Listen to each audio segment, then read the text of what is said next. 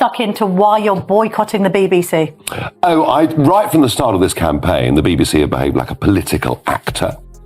I remember the first interview I did on the Today programme, I came off there and thought, there's no point. There's literally no point. No opportunity to talk about policy, about ideas. But what happened on Friday with that Question Time audience was truly astonishing. But I have a feeling, after my appearance last Sunday, that the BBC licence fee's risen somewhat up the agenda.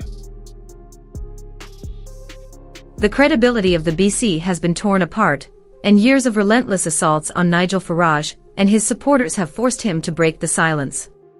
From the upheaval of presidential elections to the current political chaos in the UK under Starmer, anyone challenging the entrenched power of the elite, whether it's Donald Trump or other challengers, faces a media machine determined to discredit and suppress them, revealing just how far the establishment will go to protect its interests.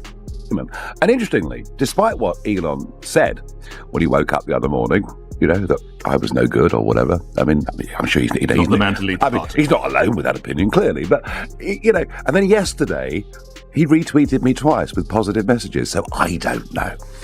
You catching up with him later this month? Yes. How long are you going over for the inauguration? I'll be over for a good sort of 4 or 5 days. And of course, I have no desire to go to war with Elon Musk, and I'm not going to, and I haven't done. I'm a huge admirer of him. I think he's a heroic figure. I think the sort of tech changes that he's bringing to the world are incredible. I think buying Twitter actually has brought a lot of free speech back, even if some people don't like what's being said. Well, you know what? Tough. There is no way I'm going to fall out. But equally, Nick, I wasn't going to be moved. This Tommy Robinson character, who some see as a hero. And all right, he's talked about grooming gangs and other things, although he's hardly been on his own on that, has he? I was first being condemned in 2012 for... Critics rushed to brand dissenters as racist or fascist, yet Nigel Farage stood firm, deflecting every media attack with precision. The mounting pressure reveals the truth. His voice resonates with a public fed up with the system. Under Starmer's government, crucial issues are ignored while anyone challenging big banks or the entrenched elite is vilified. What started as a routine interview quickly turned intense, with Farage facing hard-hitting questions, but he remained resolute, unshaken, and unflinching. If we turn to Elon Musk, I thought you might. Yeah. Joe Biden was speaking overnight. He warned Americans of a dangerous concentration of power in the hands of a very few ultra-wealthy people that he feared could have an impact on the country's democracy. Through your friendship with Elon Musk, is there a risk of you introducing a similar threat into the UK in terms of the interests of one very, very rich tech billionaire and his concerns taking a priority over the concerns of regular voters and, the potential of someone being seen to try and buy an election in the UK? Well, first things first, I think Biden's record on defending the American Constitution, on the way that he used the judicial system, doesn't bear much scrutiny. I think things went backwards during Biden's time, and we concentrated so much power in Biden's hands that he gave Afghanistan back to the Taliban. So, we can throw this stuff back and forth. In America, billionaires have more influence over society. Farage turned the tables in a way that caught everyone off guard, swiftly escalating the conversation as he exposed rampant corruption across rival political parties. He named names without hesitation, calling out politicians who put their own interests above the people they were meant to serve, refusing to soften his message or dodge accountability. We rebranded it as Reform, but I'll be honest with you, we weren't ready for this general election. Farage tore the veil off the establishment, revealing that their talk of transparency was merely a cover for self-enrichment. The host, visibly unsettled, attempted to push back but stumbled as Farage's relentless arguments hit every mark. With every point, control shifted entirely to Farage, leaving the interviewer exposed, flustered, and completely on the defensive. Very much hoped it would come in the autumn. It's been rushed upon us. I hummed and hawed as to what to do. I finally decided I'd come out of retirement and have another go. So it's remarkable. I've been back as leader for, this is day 11. And if you look at the Times newspaper today, you'll see in the YouGov poll, we've overtaken the Conservatives, we're lying second, albeit with Labour at the moment. Was it just rhetoric, or was Farage exposing a deeper rot? He leveled sharp accusations at major parties, highlighting financial mismanagement, backroom deals, and efforts to silence whistleblowers, citing concrete examples like questionable million-pound contracts. The reaction was explosive. Supporters hailed his bravery, while critics decried it as intimidation. But regardless of perspective, his fearless words clearly resonated with a frustrated public. Physical attacks, some in this town, in fact. Yeah. Now, on election night, we saw some Labour MPs facing intimidation from independent candidates. What did you make of that, and what have you thought about the discourse that's followed, with some people saying this is about toxic masculinity?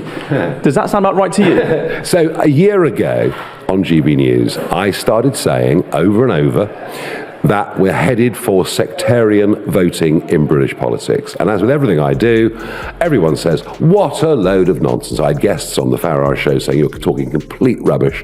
Well, we saw a specimen of this in the local elections earlier this year. And yeah, we have 5 MPs elected to the House of Commons on a blatant anti-Israel ticket, and all that implies. And Jess Phillips just about scraped back into her Westminster. Farage's claims struck a chord with disillusioned UK voters, yet the media pushed back hard. Instead of probing his allegations for the truth, they targeted him for his blunt honesty on air. The real question: why did the host react so emotionally when challenged by the MP? Insiders hint that the outburst may reveal the host's own ties to the very networks and controversies Farage was exposing. Threshold. Whatever we do, we may not get the number of seats we deserve, but are we going to win seats in Parliament? Yes. How many?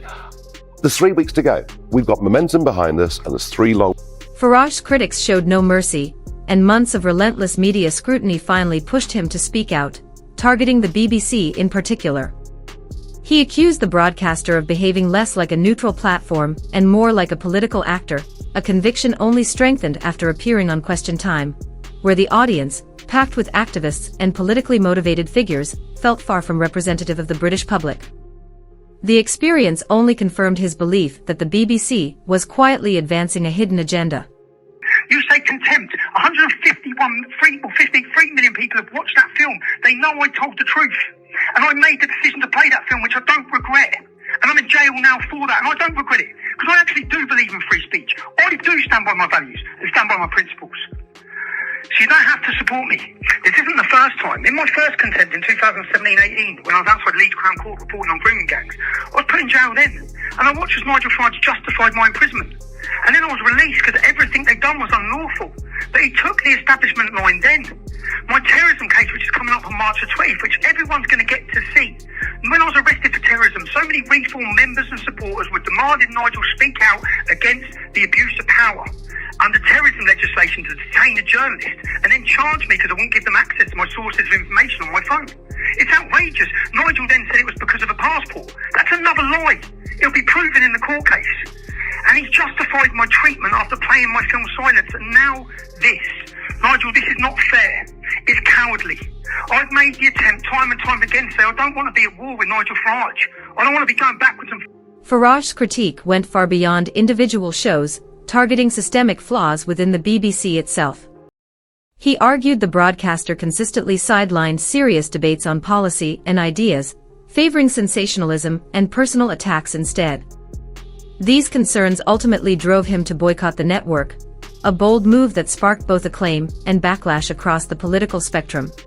Farage, from your team and the work that you do, you must know what your target is now, given where... I have no idea. I have no idea. All I know is this. The Labour Party are massively ahead in the polls. The Conservative Party have not bounced one little bit in these first 3 weeks. They're not going to. And my message is very simple. That Starmer's going to have a very big majority. I don't think he has much of a plan. His 6 priorities didn't even mention legal migration, which is a huge issue. One of the most striking elements of Farage's media appearances is the way interviews are framed by prominent anchors like Naga Minetti and Charlie State. Rather than debating his policies, questions are often crafted to chip away at his credibility, shifting the conversation toward funding controversies and alleged inconsistencies, making the discussion feel less about ideas and more about undermining him. Capita per person has fallen for the last 6 consecutive quarters. A massive influx of unskilled labour has driven down productivity, but intolerable productivity pressure. was an issue long time before migration and it's getting became worse. a political and it's issue. getting worse. So look, all I'm arguing is common sense. We're living through a population explosion. We can't cope. It's making us poorer and A clear example emerged when Farage tackled the struggles of young people trapped in the tax system, only for Naga Manetti to steer the conversation toward how he would fund his proposals. This move deflected attention from the systemic issues he was highlighting, leaving viewers with a distorted view of his position and masking the larger problems at stake. I am appalled by our national newspapers. It's just, yes, I am. I'm so you can't take criticism. Can I just say, no, it's not about criticism. It's so if my son said to me, oh, Mum, what are the newspapers saying? Is this factual? It's just so biased and it's so right-wing biased. What, The Guardian? Are you calling The Guardian? Well, The Guardian's just a hard... I don't know what's going on with The Guardian. It's just a disgrace. The only newspaper I feel like I'd read is The Mirror. But you know what? I genuinely don't mind. I don't mind real criticism or challenge. Throw criticism, throw challenge. I don't agree with everything the Labour Party does at all. But I just looked at those front pages of those newspapers and I just thought, it's just so infuriating. But let's just leave that to one side. One day maybe we'll have reform of, the press in this country so we have just a little bit more democracy and truth. Oh, hang on. Yes, Nigel, I'm sorry, you can't say that you love this country and that you believe in democracy and you think that I think we've got the best newspapers in the world. Do you? Owned by billionaires and people that are right wing. We've got choice. We've got people like the Financial Times that supported the Euro and the European Union. These moments raise serious questions about whether the media is informing the public or advancing its own agenda. Despite the bias, Nigel Farage remained composed, responding to tough questions with precision and clarity. When labeled out of touch, he redirected the conversation to housing and economic fairness, keeping the focus on real issues and refusing to be derailed. the scale on which this is happening is appalling. And for the Conservatives, it is a complete breach. What's appalling about it? The fact that young kids can't get houses, the fact that rents are up over 20% So over the last 3 years. you're blaming migrants. I'm blaming the population explosion. It's as simple as that. Farage's resilience shines through as he leverages outlets like GB News to share his perspective, giving audiences a direct, unfiltered look at political and social issues. By bypassing traditional media filters, he confronts prevailing narratives head-on, sparking conversations on topics the mainstream often ignores and forcing the public to engage with the realities the establishment prefers to sideline. From previous elections this year, you're involved in this trust issue too. You're sort of step aside from the debate, but given your role in the Brexit vote, which was won, and the promises that you made alongside the existing government at the time, you know, there were lots of people making lots of arguments, but you were knee deep in that about what would change if we left the European Union. Independent media comes with its own challenges.